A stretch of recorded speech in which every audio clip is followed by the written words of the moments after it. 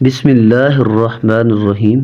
السلام علیکم ورحمۃ اللہ وبرکاتہ۔ ناظرین، جب سلطان صلاح الدین ایوبی رحمۃ اللہ علیہ نے حلب شہر کو فتح کیا تو آپ نے بھیس بدل کر لوگوں کے حالات کے بارے میں جاننے کے لیے نکل پڑا۔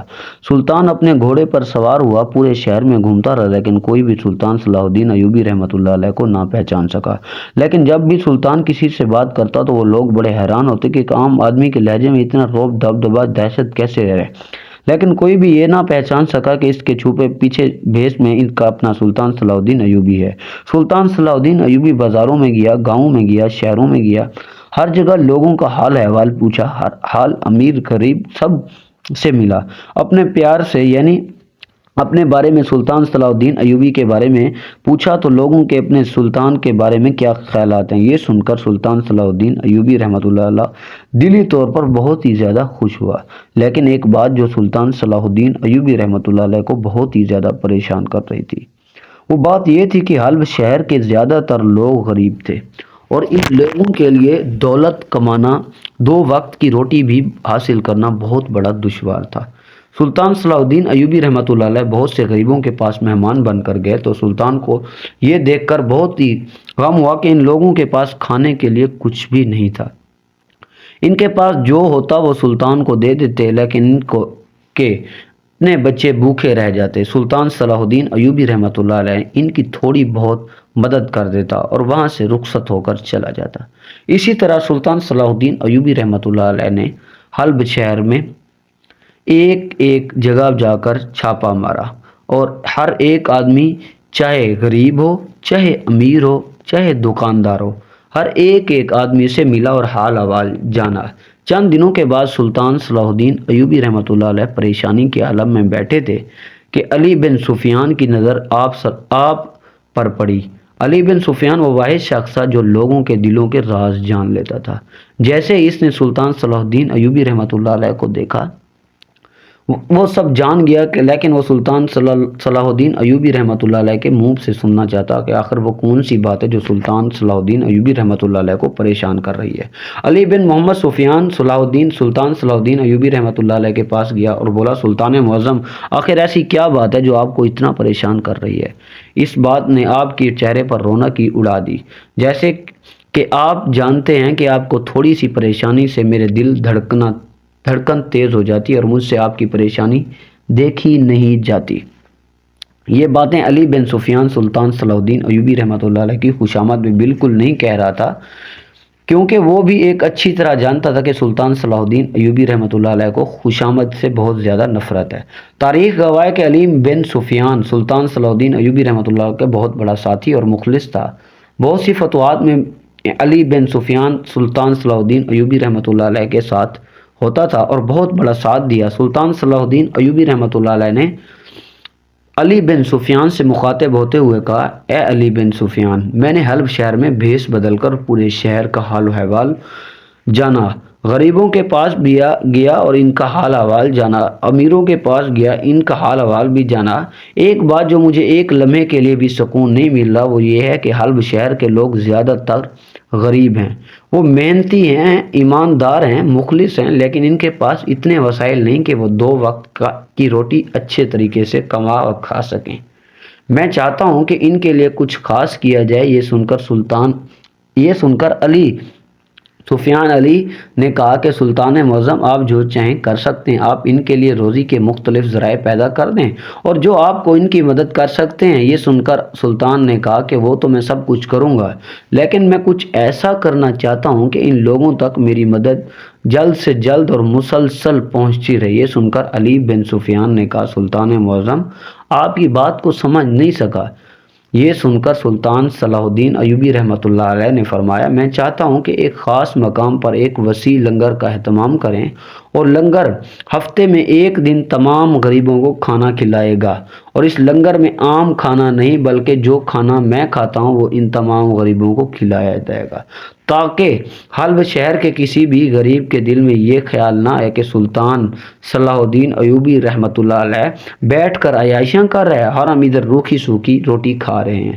یہ سن کر علی بن سفیان نے کہا، سلطان معظم، آپ کی سوچ بالکل درست ہے۔ پھر سلطان نے کہا، کہ ایک خاص جگہ پر ایک جگہ تیار کرو اور پورے حلب شہر میں تمام غریبوں تک یہ پیغام پہنچا دو کہ ہفتے کے ایک دن وہ اس لنگر پر آ کر کھانا کھا سکتے ہیں۔ علی بن سفیان نے حکم کی تعمیل کرتے ہوئے کھانے والی جگہ کا اہتمام کیا اور کھانے کا بھی اہتمام کیا گیا، اور لوگوں تک پیغام پہنچ گیا کہ سلطان صلاح الدین ایوبی کے بھیجے ہوئے سواری کی جانور ان غریبوں کو لے کر آتے اور ہفتے کے ایک دن وہ اس لنگر خانے میں کھانا کھاتے اور سلطان صلاح الدین ایوبی رحمۃ اللہ علیہ کو دعائیں دیتے ہوئے وہاں سے چلے جاتے۔ وقت گزرتا رہا، سلطان صلاح الدین ایوبی رحمۃ اللہ علیہ بڑا خوش تھا کہ میرے شہر کے لوگ وہ کھانا کھانے کے لیے آتے ہیں جو ایک سلطان صلاح الدین ایوبی یعنی کہ میں کھاتا ہوں۔ لیکن چند ماہ گزرنے کے بعد علی بن سفیان نے سلطان صلاح الدین ایوبی رحمۃ اللہ علیہ کو خبر دی کہ سلطان معظم، پچھلے ہفتے جب لنگر کا اہتمام کیا گیا، لنگر کے اختتام پر ایک کسان کی بیوی غائب ہو گئی، لیکن ہم نے اسے شاید حادثہ سمجھا اور میں نے اپنے ساتھ سپاہیوں کو ان کی تلاش میں لگا دیا۔ لیکن آج جب دوسرا ہفتہ لنگر کا اہتمام کیا گیا تو حیرانی کی بات یہ ہوئی کہ ایک لوہار کی بیوی اس لنگر خانے سے غائب ہو گئی۔ یہ سن کر سلطان صلاح الدین ایوبی بڑا پریشان اور حیران ہوا۔ آخر ایسی کیا وجہ ہو سکتی ہے کہ ہفتے میں کبھی کسی کی بیوی اور کبھی لوہار کی بیوی وہاں سے غائب ہو جاتی ہے؟ یہ سن کر سلطان صلاح الدین ایوبی نے علی بن سفیان کو کہا کہ کل لنگر کا اہتمام کرو اور تمام غریبوں کو دعوت دو اور اپنے سپاہی دگنا کر دو۔ اس بات کی تلاش کرو کہ آخر وہ عورت کہاں غائب ہو جاتی ہے، اس کے پیچھے کیا راز ہے۔ سلطان صلاح الدین ایوبی کی حکم کی تعمیل کے مطابق لنگر کا اہتمام کیا گیا۔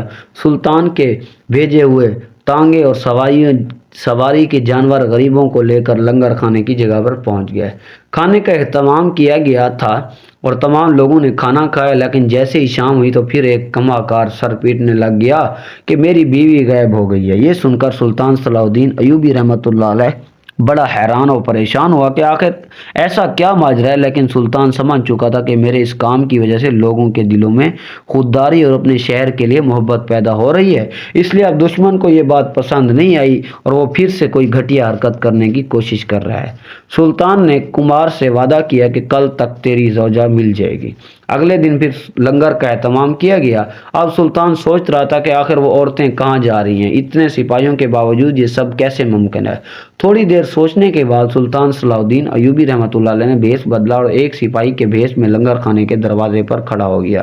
سلطان صلاح الدین ایوبی رحمۃ اللہ علیہ کی نظر ایک چیل سے بھی زیادہ تیز تھی۔ سلطان لنگر خانے کے دروازے پر سپاہیوں کے ساتھ کھڑا ہو گیا اور لوگوں پر نظریں جمانے لگا جس طرح شاہین اپنے شکار کو دیکھتا ہے۔ تھوڑی دیر گزری کہ ایک عورت لنگر خانے کے اندر گزری جس کے چلنے کا انداز اس کی آنکھیں بالکل مشکوک لگ رہی تھی، لیکن اس کا کوئی عام آدمی نہیں پہچان سکتا تھا، لیکن سلطان صلاح الدین ایوبی رحمۃ اللہ علیہ نے اس کو پہچان لیا۔ لیکن ابھی سلطان چاہتا تھا کہ اس کو رنگے ہاتھوں پکڑا جائے۔ سلطان صلاح الدین ایوبی اس کے اندر جانے یا جیسے ہی لوگوں نے کھانا کھا لیا واپس نکلنے لگے تو سلطان نظر جمائے کھڑا تھا۔ آخر ایسا کیا ہوتا ہے کہ ایک عورت غائب ہو جاتی ہے؟ تھوڑی دیر ہی گزری تھی کہ وہی عورت بھیس بدل کر عورت کو ایک ٹھیلے میں کوئی چیز کپڑے کے نیچے رکھ کر جا رہی تھی۔ یہ سلطان صلاح الدین ایوبی رحمۃ اللہ علیہ نے اس عورت سے پوچھا کہ اس ٹھیلے میں کیا ہے اور تم یہاں کیا کرنے آئی تھی؟ تو اس عورت نے کہا، سلطان معظم، سلطان صلاح الدین ایوبی کے ایک عام سپاہی سمجھتے ہوئے کہا کہ یہ میری بوڑھی ماں ہے اور میں اس کو یہ عظیم لنگر کے کھانا کھلانے آئی تھی۔ یہ سن کر سلطان سمجھ گیا کہ یہ کوئی بوڑھی عورت نہیں اس ٹھیلے میں نہیں ہے، یہ کسی غریب کسان کی یا کمہار کی بیوی ہوگی اور وہ خاتون کس کو چالاکی کے ساتھ لے جا رہی ہے۔ تھوڑی دیر گزری تھی کہ سلطان صلاح الدین ایوبی نے اس عورت کا پچیکس کرنا شروع کر دیا۔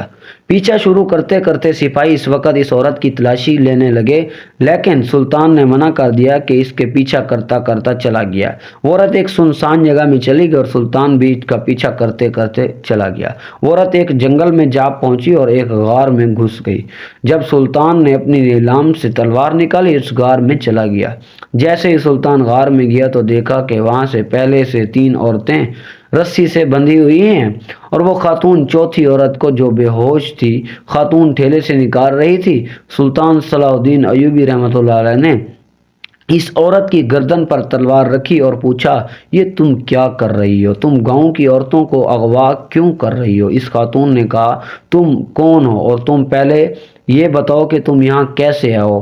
ابھی وہ خاتون سلطان صلاح الدین ایوبی رحمۃ اللہ علیہ سے ڈرے ہوئے لہجے میں پوچھ رہی تھی کہ ادھر باندھی ہوئی وہ عورتیں منہ سے نکل گیا، اے ہمارے سلطان، ہم آپ کو دیکھنے کے لیے ترس گئی تھی، ہمیں آپ سے ہی امید تھی کہ ایک نہ ایک دن آپ ہمیں بچانے کے لیے ضرور آئیں گے۔ جب اس خاتون نے سنا کہ یہ سلطان صلاح الدین ایوبی رحمۃ اللہ علیہ ہیں تو اس کے ہاتھ کانپنے لگے اور وہ سلطان کی تلوار کو دیکھ کر وہ خاتون سلطان کے سامنے ہاتھ باندھنے کھڑی ہو گئی اور کہا، سلطان معظم، میں سب کچھ سچ سچ بتاتی ہوں، میں آپ پر جان بخش دیجیے۔ سلطان نے جان بخشنے کا وعدہ کیا۔ اس سے ساری سچائی پوچھی تو اس نے بتایا کہ آپ کے دشمن جب سے آپ نے یہ شہر فتح کیا وہ اسی طاق میں تھے کہ کسی طرح آپ کو کمزور کیا جائے اور دوبارہ یہ شہر آپ سے فتح کیا جائے، لیکن دن بدن اس شہرت کے لوگ پہلے سے زیادہ خوددار، جب حب الوطن اور آپ کے گیت گا رہے ہیں تو یہ بات آپ کے دشمن کو پسند نہ آئی اور اس لیے یہ کام سر انجام دیا گیا تاکہ لوگوں کے دلوں میں خوف بیٹھ جائے، اور اس واقعے سے سلطان صلاح الدین ایوبی رحمۃ اللہ علیہ کے بے حد بدنامی ہوگی اور حلب شہر کے لوگوں کا سلطان صلاح الدین ایوبی رحمۃ اللہ علیہ سے اعتبار اٹھ جائے گا اور دشمن کو اس پر دوبارہ فتح حاصل کرنے کے لیے آسانی ہوگی۔ یہ سن کر سلطان صلاح الدین ایوبی رحمۃ اللہ نے اپنی تلوار ہوا میں لہراتے ہوئے نعرہ بلند کرتے ہوئے کہا کہ جب تک سلطان صلاح الدین ایوبی رحمۃ اللہ علیہ کے جسم میں آخری بھی سانس ہے، میرے دشمن فتح کیے گنے ایک قلعے کی بھی کوئی ہاتھ نہیں لگا سکتا۔ اس کے بعد سلطان صلاح الدین ایوبی رحمۃ اللہ علیہ نے اس عورت سے مدد سے اپنے دشمن تک جا پہنچا اور اس کو انجام تک پہنچا دیا۔ دوستو، اس طرح کی مزید ویڈیوز کے لیے ہمارے یوٹیوب چینل کو ضرور سبسکرائب کریں۔ جزاک اللہ، ملتے ہیں ایک نئی ویڈیو کے ساتھ، اللہ حافظ۔